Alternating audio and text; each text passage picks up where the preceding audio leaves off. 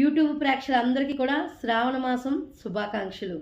మరి ఈ శ్రావణ మాసంలో లక్ష్మీదేవి మీ ఇంట్లో గల్లు గల్లుమని తిరుగుతూ మీ ఇంట్లో పూర్తిగా స్థిరనివాసం ఏర్పరచుకోవాలంటే మరి ఏం చెయ్యాలి? ఈ శ్రావణ మాసంలో ఏం చేస్తే మీ ఇంట్లో లక్ష్మీదేవి స్థిరనివాసం చేస్తుంది? మరి ఒక 5 వస్తువులు గనక మీరు పౌర్ణమి లోపు గనక తెచ్చి మీ ఇంట్లో పెట్టుకున్నట్లయితే మరి మీ ఇంట్లో లక్ష్మీదేవి స్థిర నివాసం చేస్తుంది.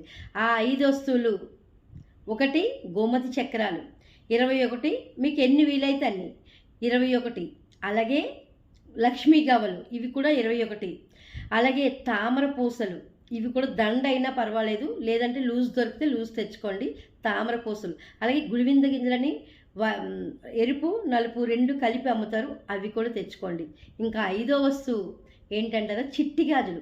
ఎరుపు, పసుపు, ఆకుపచ్చ ఈ 3 రంగులు కలిసిన చిట్టి గాజులను తెచ్చుకొని ఈ 5 వస్తువుల్ని మీరు ఈ పౌర్ణమి లోపు తెచ్చుకొని ఈ శ్రావణ మాసం అంతా కూడా మీ దేవుడి మందిరంలో ఉంచి వాటికి పూజ చేసి ఆ తర్వాత మీరు డబ్బులు దాచే ప్రదేశంలో కనుక అవి ఉంచినట్లయితే మరి మీ ఇంట్లో లక్ష్మీదేవి స్థిర నివాసం చేస్తుంది.